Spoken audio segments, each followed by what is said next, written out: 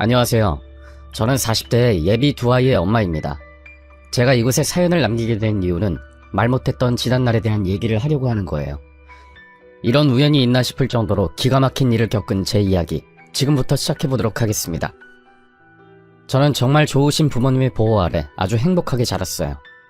남들이 다 부러워할 정도로 인자하고 다정하신 엄마, 그리고 시간이 날 때마다 저와 되도록이면 많은 추억을 만들어주셨던 아빠가 계셨죠. 부모님의 경제적인 사정도 괜찮으신 편이었고 제가 원하면 무엇이든 지지해 주셨기 때문에 저는 그야말로 어려움 하나 없이 아주 잘 살고 있었답니다. 그런데 어느 날 저와 아주 친했던 친구가 이런 말을 하더군요. 야, 근데 너는 엄마 아빠 아무도 안 닮은 것 같아. 나는 아빠랑 너무 똑같이 생겨서 짜증나거든. 그래? 내가 엄마 아빠랑 안 닮았나? 난 몰랐네. 눈, 코, 입 어디 하나도 안 닮았어, 진짜야. 그리고 너처럼 보조개 있는 사람도 아무도 없잖아. 난 우리 아빠의 뻐드렁니까지 진짜 다 똑같은데 말이야. 가끔 사람들이 붕어빵이라고 하는데 난 그 말 싫더라고. 그래? 근데 넌 진짜 아빠랑 똑같이 생겼다. 친구의 말을 들으니 제가 부모님과 닮은 구석이 하나도 없다는 것을 알게 되었습니다. 여태까지는 그런 생각을 한 번도 하지 못했는데 문득 친구의 말을 들으니 제가 부모님과 닮지 않았다는 느낌이 강하게 오더라고요. 며칠을 거울 앞에 서서 아주 자세히 제 얼굴도 들여다보고 부모님의 얼굴도 뚫어져라 쳐다보고 그랬었답니다. 엄마는 제가 쳐다보는 것을 느끼시고는 말씀하셨죠. 우리 딸 엄마 얼굴 구멍 나겠다. 무슨 일 있어? 엄마가 그렇게 예쁜 거야? 아, 엄마 근데 나는 왜 엄마랑 아빠랑 하나도 안 닮았어? 친구가 그러더라. 나는 엄마 아빠랑 안 닮았다고. 어? 아, 그랬구나. 아직 네가 어리니까 크면서 얼굴이 많이 바뀔 수 있거든. 그러니까 뭐 그럴 수 있지. 그래? 그렇겠지? 내 친구는 아빠랑 붕어빵이란 말 들어서 짜증난다고 하던데 나도 좀 그 말 들어봤으면 좋겠다. 그랬구나. 엄마 눈엔 엄마랑 우리 딸이랑 똑같이 생긴 것 같은데? 우리 딸 뭐 먹고 싶은 거 없어? 엄마한테 얘기해봐. 다 만들어줄게. 엄마는 저의 물음에 이렇게 대충 둘러대셨어요. 뭐 그때야 초등학교 4학년 때쯤이니까 그다지 심각하게 생각하지 않고 있었는데 학교에서 혈액형에 관한 수업을 듣고 난 후에는 더더욱 제 머릿속에 불안한 생각이 들었답니다. 그날은 학교 과학 시간에 혈액형에 관련된 수업을 했었는데 친구들이 혈액형별로 성격이나 그런 얘기들을 하면서 수다를 정신없이 떨었죠. 그리고 나서 집에 간 후에 저는 엄마에게 혈액형을 물어보았습니다. 엄마랑 아빠 혈액형이 뭐야? 혈액형마다 사람 성격이 다르다고 하더라고. 어? 엄마도 아빠도 모두 O형이지? 근데 그게 왜? O형 성격이 어떻다고 나오는데? 아, O형이구나. 어쩐지 엄마 아빠 너무 성격이 좋더라. 아, 근데 엄마, 나는 AB형이라고 나왔는데 엄마 아빠가 다 O형이면 나는 나올 수 없는 혈액형 아냐?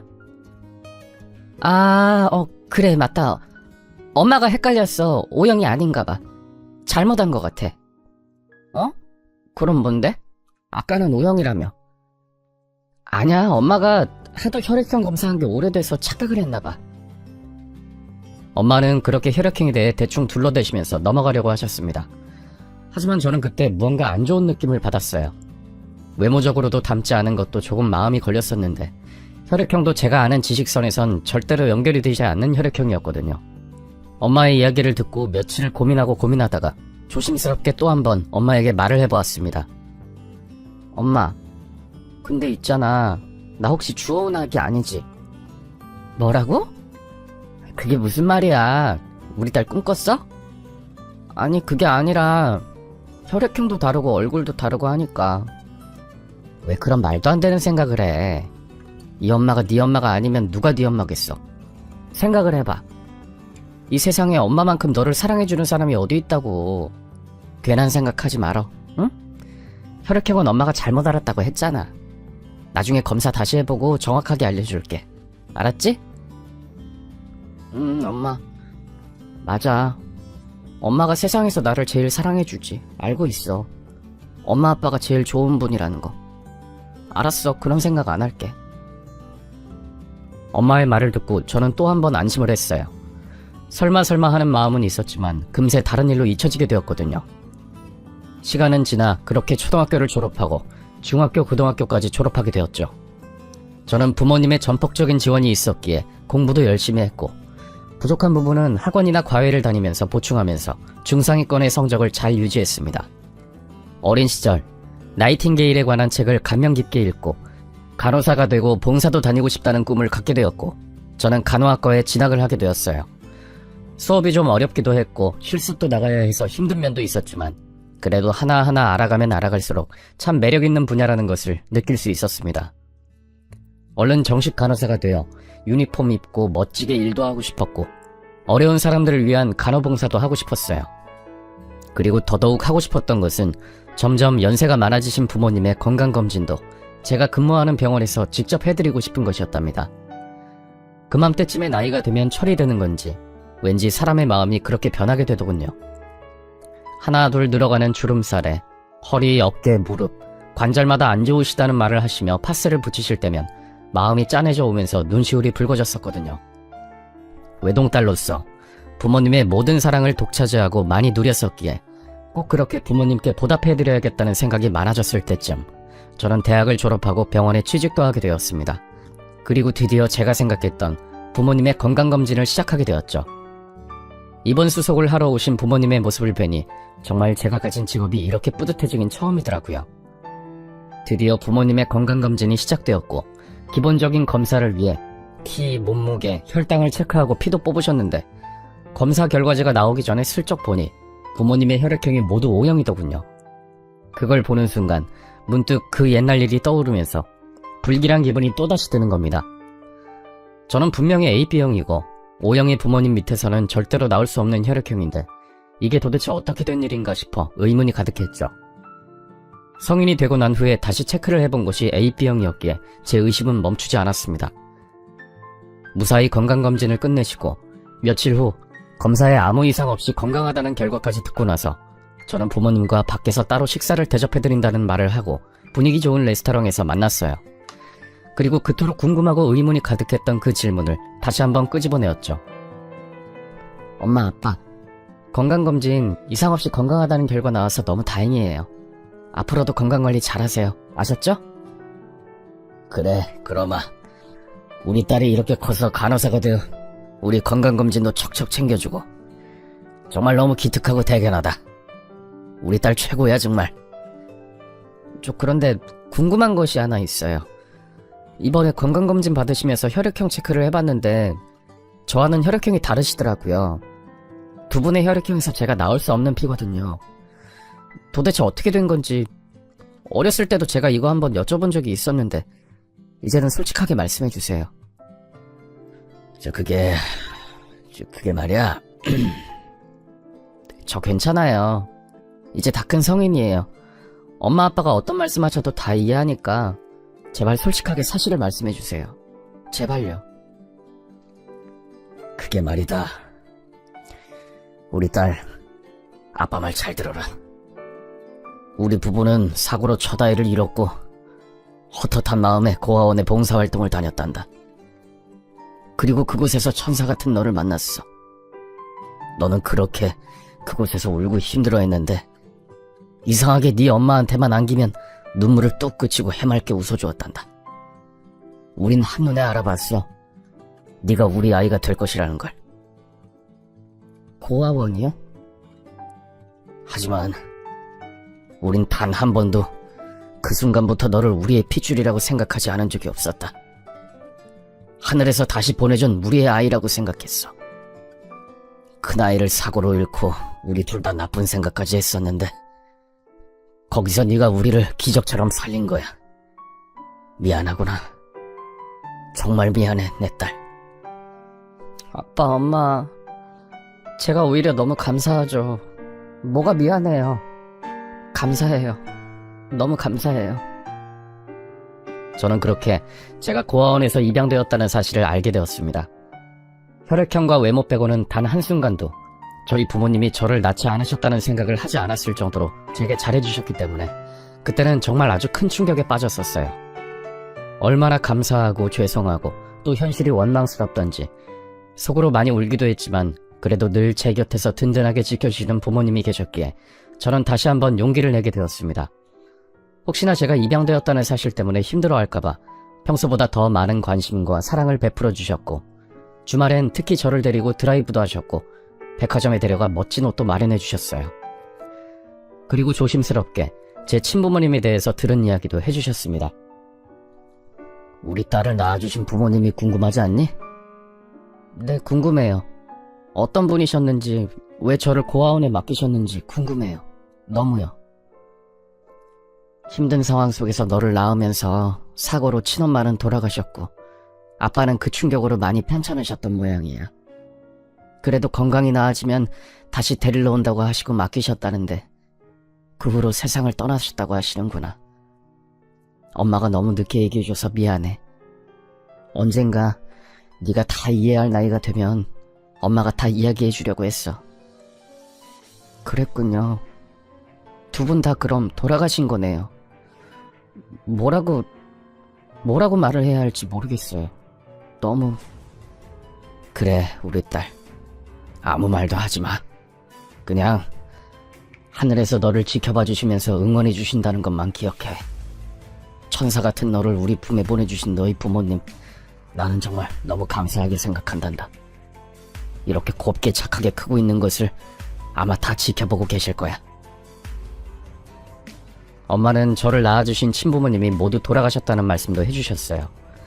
그때는 너무 경황도 없고 갑작스러운지라 눈물도 나지 않고 그랬는데, 조금씩 시간이 지나면서 현실에 대한 인지를 하니 마음이 걷잡을 수 없이 힘들어지더라고요. 저와 피를 나눈 사람은 이 세상에 그 누구도 없다는 사실이 많이 슬프게 했습니다. 그때 제 나이가 24살쯤 되었던 것 같은데, 아마 그때까지 살면서 가장 힘든 순간이었던 것 같아요. 그런 큰 고난을 부모님과 함께 견뎌냈고, 저희는 더욱더 가까워지게 되었어요.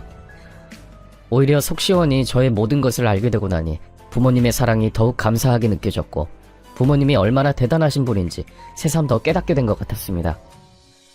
그 이후로 저는 부모님께 더욱 잘하려고 노력했어요. 특별한 날이 아니더라도 매번 감사의 표현도 하고, 큰 돈은 아니지만 사랑을 담은 용돈도 가끔씩 드리기도 하고요. 세상에서 살면서 저희 부모님 같은 분이 또 있으실까 하는 생각을 하기도 했답니다. 그만큼 위대하신 분이 바로 저희 부모님이셨어요. 제가 커가면서 단 한순간도 큰 소리로 화를 내신 적도 없으셨고, 그저 좋은 말로 잘 타이르시면서 저를 올바른 길로 인도해 주신 분이십니다. 저라면 그렇게는 하지 못했을 텐데 말이죠. 정말 대단하신 분이세요. 그렇게 저는 든든한 부모님의 울타리 안에서 성인이 된 후에도 행복하게 생활했습니다. 간호사란 직업도 너무나 좋았고, 수술을 자주 하는 큰 병원이었기에 근무가 쉽진 않았지만, 생명에 대한 존경심과 경이로움도 느끼면서 제 일을 즐겼던 것 같아요. 너무 바쁘게 지내다 보니 친한 친구들처럼 마땅히 남자친구를 사귀어보지 못한 것은 좀 후회가 되기도 했지만, 그래도 저는 제 일을 사랑했습니다. 그러다가 우연히 친구를 통해 한 남자를 알게 되어요. 다른 대학에 다녔던 고등학교 친구였는데, 저와 비슷한 마인드를 가진 봉사정신이 투철한 남자가 있다며 꼭 저를 소개시켜주고 싶다고 하더군요. 큰 키에 서글서글한 눈매를 가진 그 남자는 딱 보기에도 그저 착하다란 인상을 풍기는 사람이었어요. 나이는 저보다 3살 위였는데, 직장에 다니면서 정기적으로 한 달에 한 번씩 봉사활동을 하고 있는 저보다 더 나은 사람이었답니다. 저는 말로만 봉사하고 싶다 노래를 했을 뿐 제대로 실천은 하지 못하고 있었는데요. 그 남자는 바쁜 와중에도 꼭 무슨 일이 있어도 봉사의 약속은 지키는 그런 멋진 사람이었어요. 그 사람을 알게 된 후 저도 진정한 봉사에 대한 생각을 다시 하게 되었고, 그를 따라 봉사활동을 시작하게 되었답니다. 그 사람은 봉사 동아리에 가입해서 고정적으로 일을 하고 있었는데요. 그 동아리는 주로 보육원, 고아원에 가서 어린아이들에게 간식도 만들어주고 공부도 가르쳐주고 하는 봉사였답니다. 저도 아이들을 많이 좋아하긴 했지만 그 남자는 정말 저보다 몇 배나 더 아이들을 사랑하고 있었어요. 진정으로 아이들을 위하는 마음이 고스란히 느껴질 정도였으니까요.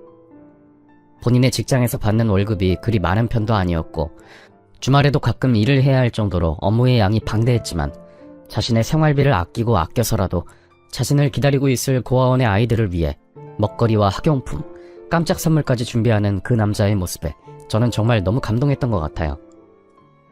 그런 모습을 보다 보니 서서히 그 남자에 대한 저의 마음이 눈처럼 커져버렸고, 그 남자가 고백하기도 전에 제가 먼저 고백을 해버리고 말았답니다.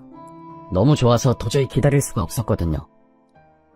저 그쪽을 좋아하는 것 같아요. 진짜 이런 마음 처음인 것 같아요. 네? 아, 저 병원에서 근무하느라 바빠서 데이트할 시간 많이 못 낼 수도 있어요. 근데 제가 그렇다고 해도 다른 여자 만나고 그러시면 안 돼요? 그쪽 제가 찜했어요. 아, 예, 아이고. 제가 그렇게 대단한 사람도 아닌데. 저도 사실 그쪽 마음에 두고 있었어요. 그렇지 않고서야 이렇게 저희 개인적인 봉사 시간에 함께 가자고 하지도 않았겠죠. 다만 제가 걱정되는 건 이런 저의 마음이 맞지 않을까봐. 아니에요. 그런 거라면 걱정하지 마세요. 저도 정말 아이들도 좋아하고요. 그리고 또 다른 사람도 도와주고 싶어요. 그런 마음 예전부터 갖고 있었어요. 그리고 제가... 아니에요.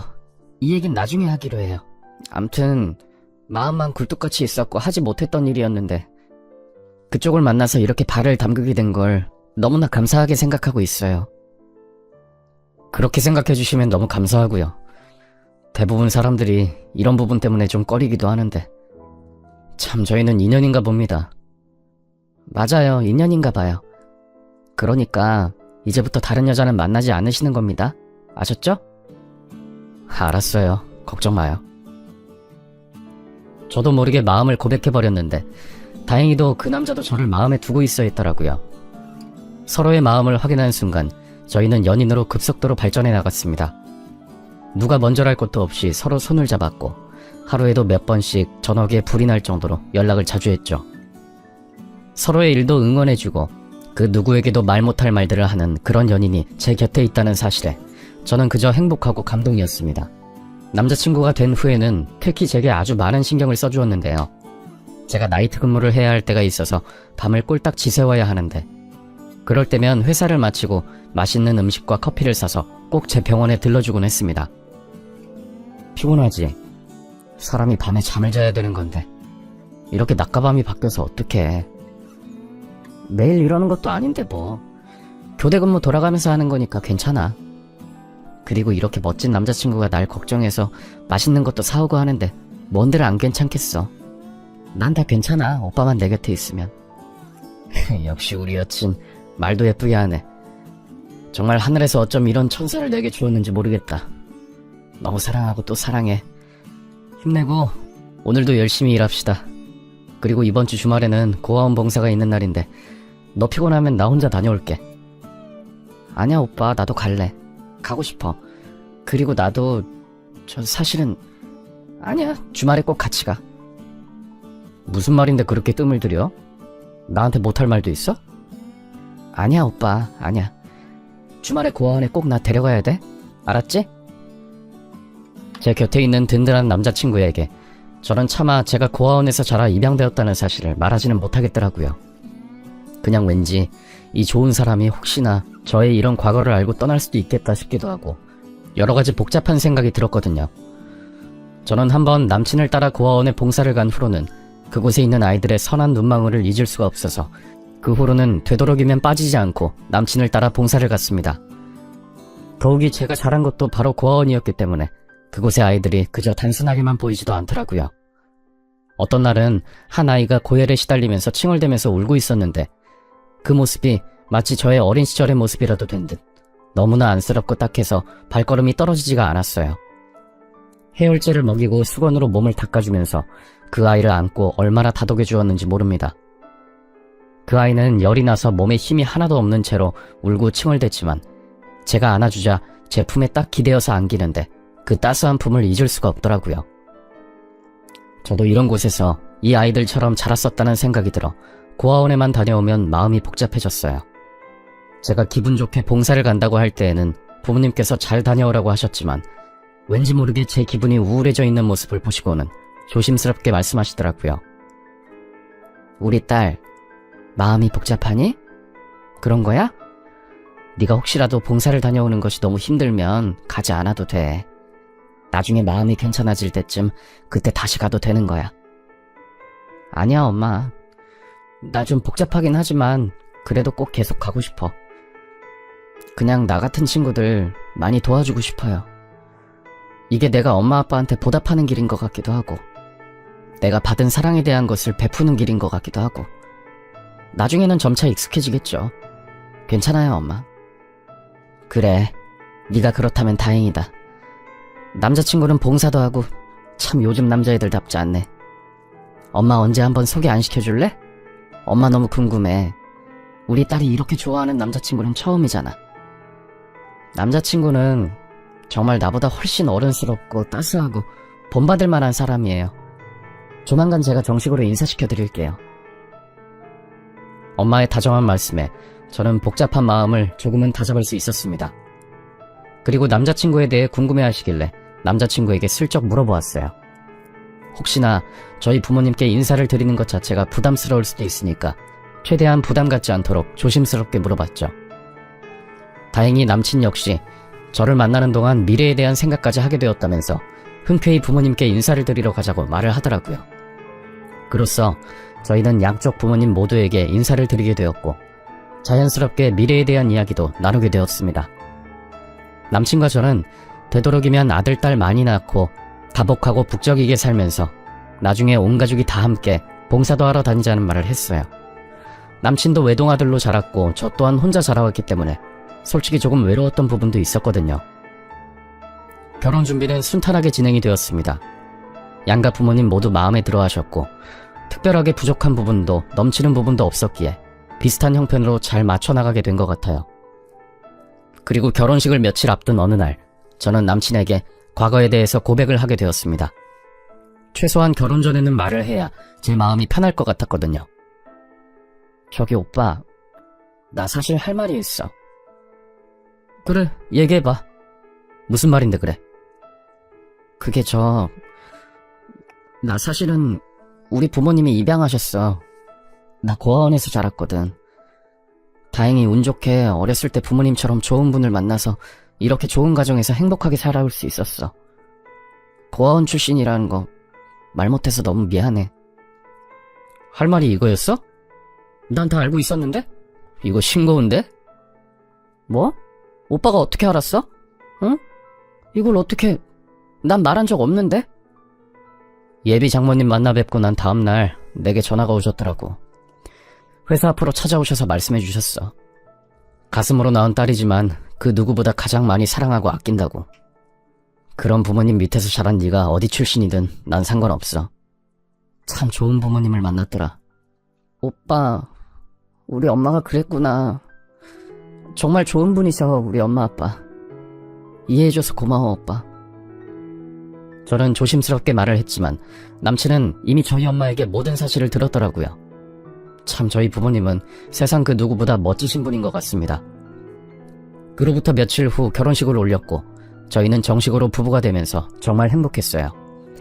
밤에 애간장 녹이면서 헤어지지 않아도 되고 휴일엔 하루 종일 집안에 널브러져서 TV도 보고 맛있는 것도 먹고 정말 너무나 아늑하고 편안했죠. 제가 결혼 후에도 계속 간호사로 일을 하고 있어서 가끔 밤근무도 하고 그랬지만 그래도 항상 제 곁을 든든히 지켜주는 남편 덕분에 힘들지만은 않았어요. 결혼 후 6개월쯤 지났을 때 저는 몸이 뭔가가 이상하다는 느낌을 받았어요. 아이를 많이 낳고 싶다는 계획하에 따로 피임을 하지 않았었는데 바로 아기 천사가 찾아온 것이에요. 결혼 6개월 만의 소식이라 조금 갑작스럽긴 했지만 아이들을 많이 낳을 것이란 계획이 있었기에 최대한 빨리 낳아야겠다는 생각이 들기도 했죠. 그리고 무엇보다 남편과 저를 똑 닮은 생명이 탄생한다는 것이 정말 믿겨지지가 않는 신비로운 일이잖아요. 그냥 그 자체만으로 저희 부부는 무한 감동을 받았었답니다. 하지만 임신 초기인 3개월 차에 접어들면서 병원 진료에서 아이의 심장 소리를 들을 수 없다는 판정을 받았고 뱃속의 아이가 유산이 되었다는 슬픈 소식도 전해 들었어요. 날벼락 같은 소식에 저희 부부 그리고 양가 부모님까지 너무나 많은 슬픔에 빠져 있었답니다.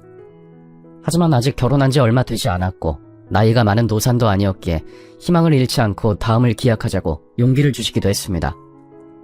제게 몸 관리를 잘 해야 한다며 맛있는 음식에 뜨끈한 사골 국물, 한약까지 지어주시던 시부모님의 사랑에 그저 저는 하루라도 빨리 몸을 추스리고 다시 아이를 갖겠다고 다짐을 했죠. 그렇게 유산이 되고 나서 4개월쯤 지나고 나서 저희 부부는 다시 아이를 갖기 위한 노력을 했습니다. 딱히 둘 다 몸에 이상이 있는 것도 아니었기 때문에 금방 다시 생기겠지 하는 마음을 갖고 있었는데 생각보다 쉽지가 않더라고요.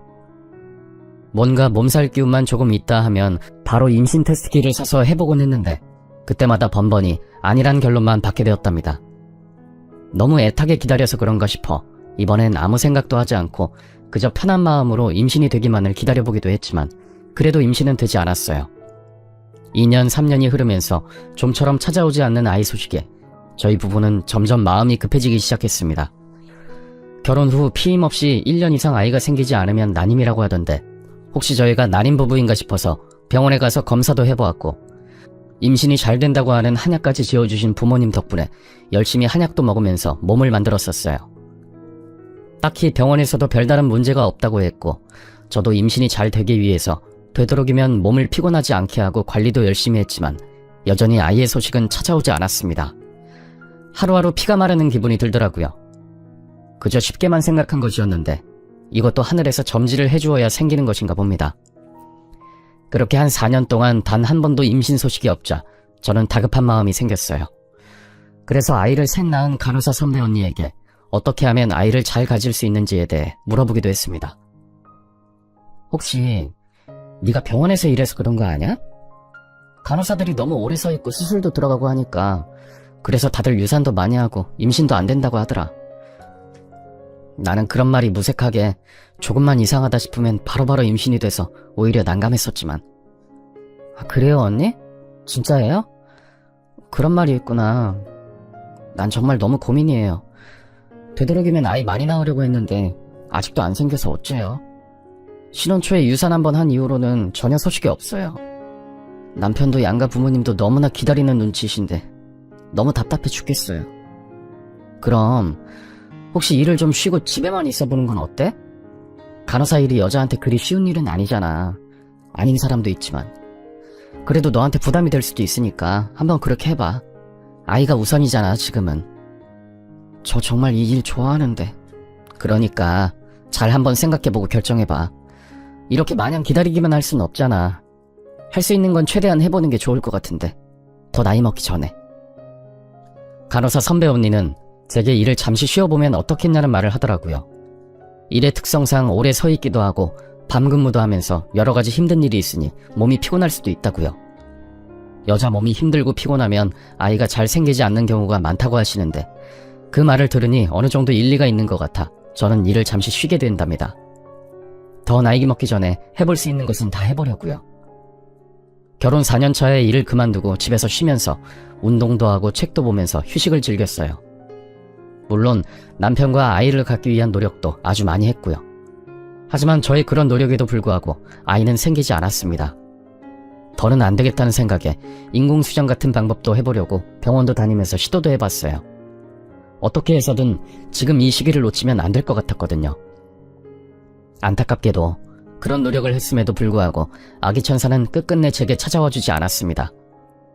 몸과 마음이 아주 많이 지치고 황폐해진 저는 한동안 그 좋아하던 봉사도 나가지 않고 우울한 마음을 가지고 집에만 있었던 적도 있었어요. 아무리 뭘 해도 전혀 기분이 나아지지 않았었는데 임신 준비 때문에 약은 복용하지 못했지만 정말 그렇게 계속 지내다가는 큰일 날 것 같다는 생각까지도 들더라고요. 남편은 이런 제 모습이 걱정이 되었는지 하루에도 일을 하다 말고 12번씩 전화를 걸어 안부를 물었어요. 여보 뭐해? 어디야? 어? 밥은 먹었고? 응 먹었지. 집이야. 내가 갈 데가 어디 있다고. 왜 갈 데가 없어.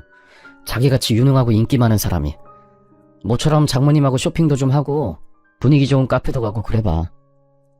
오늘 날씨 너무 좋던데 밖에 나가서 햇살도 좀 쐬고. 응? 그래 좀 이따 생각해보고. 여보 명심해. 난 이 세상에서 당신이 가장 소중해. 알았지? 우리 이럴 때일수록 서로 힘을 내야지. 그래야 이 난관도 극복할 수 있는 거야. 응? 알았어 여보. 힘낼게. 내가 저녁에 당신이 좋아하는 초밥 사가지고 갈 테니까 저녁 먹지 말고 기다려. 알았지? 남편에게 걸려오는 전화 때문에 저는 겨우 입을 열어 말도 했습니다. 그 전화가 아니면 정말 하루 종일 아무 말도 안 하고 아무것도 먹지 않고 그러고 있었을지도 모르겠어요. 정말 아이를 애타게 기다리는 사람은 이렇게까지 피폐하게 되더라고요. 시간은 지나 어느덧 결혼 5년 차에 접어들었고 저희는 그때까지도 그 상태 그대로 지내고 있었습니다. 아이를 갖기 위해 일까지 쉬고 있던 저는 지나가는 아이들의 웃음소리만 들어도 소름이 바짝 끼쳤고 아이들이 놀이터에서 놀고 있는 모습에 넋을 잃고 멍하니 몇 시간을 바라보고 있는 적도 있었어요. 또 한때는 마트에 갔다가 아이가 혼자 있기에 도와주려고 아이에게 가까이 다가갔는데 주변에 있던 그 아이의 엄마가 오해를 하고 저를 이상한 사람 취급한 일도 있었답니다. 별의별 일을 겪고 있던 모습을 지켜보던 남편 역시 정말 많이 힘들었을 거라 생각이 들어요. 하지만 어쩌겠어요. 제 삶이 그때는 그랬던 것을요. 그러던 어느 주말 남편은 제게 할 말이 있다고 하면서 저녁에 꼭 집에 있으라고 하며 외출을 하더라고요. 저야 뭐 딱히 갈 곳도 없었지만 주말까지 혼자 외출을 하는 남편의 모습을 이해할 수가 없었죠. 당신 어딜 가는 거야? 이 주말에 혼자. 이따 저녁에 보자. 어디 가지 말고 집에 꼭 있어야 돼. 알았지? 오늘부터 우리 인생이 달라질 거야.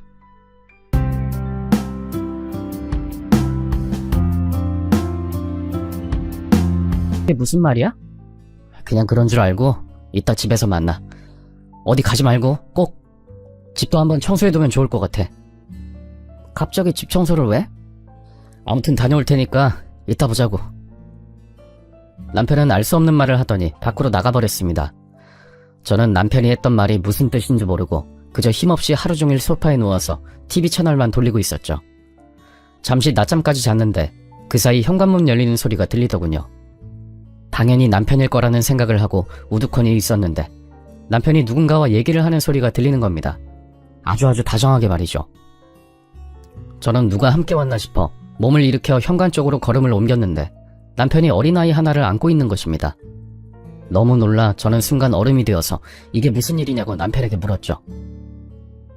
여보, 이게 뭐야? 누구야 그 애는? 도대체 이게 무슨... 여보, 자 앉아봐. 내 얘기 좀 들어봐. 이 아이 앞으로 우리가 키우자. 뭐라고? 그게 지금 무슨 말이야? 갑자기 이게 무슨... 이 아이 불쌍한 아이야.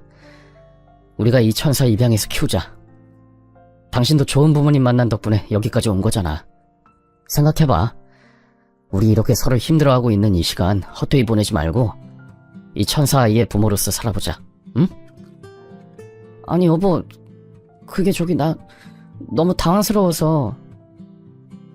남편은 3살쯤 되어 보이는 남자아이를 안고 왔는데 큰 눈망울을 껌뻑껌뻑거리며 저희를 번갈아 쳐다보고 있더라고요. 남편의 말을 들으며 자세히 얼굴을 들여다보니 어찌나 귀엽고 똘망하게 생겼던지 볼을 한번 만져보고 싶은 생각이 들 정도였어요. 하지만 저는 이 상황이 너무나 갑작스럽고 당황스러워서 아무 말도 못하고 가만히 있었습니다. 그런 제게 다가와 아이를 내려놓고 저를 꼭 안아주며 남편은 말했어요. 장인 장모님과도 다 상의한 일이야. 여보, 우리 좋은 부모님이 되어주자. 응? 이렇게 살다가 당신도 나도 서로 너무 힘들 것 같아. 이 아까운 시간을 왜 이렇게만 썩히고 있어? 우리 충분히 누군가에게 좋은 부모 될 자격 있는 사람들이잖아. 그리고 이 아이, 엄마, 당신과 같은 고아원 출신이야. 어? 뭐라고? 그게 무슨 소리야? 어? 당신과 같은 고아원에서 당신은 먼저 입양됐고 성인이 될 때까지 그곳에 남아있던 사람이라고. 그러다가 그 고아원에서 만난 남자와 함께 나와 살다가 이 아이가 태어났고 갑자기 아이 아빠가 사고로 죽자 아이 엄마도 전신이 마비되는 증상을 겪고 있어. 그래서 어쩔 수 없이 아이를 고아원에 맡긴 거고. 우리가 이 아이 부모가 되어주자, 여보. 뭐라고? 어떻게 이런 일이... 어떻게... 장인 장모님께서도 이 사실 다 아시고 당신이어서도 이렇게 했을 거라고 하셨어. 당신 부모님이 당신 보듬어 주신 것처럼 우리도 이 아이 보듬어 주자고. 응? 여보, 우린 할 수 있어.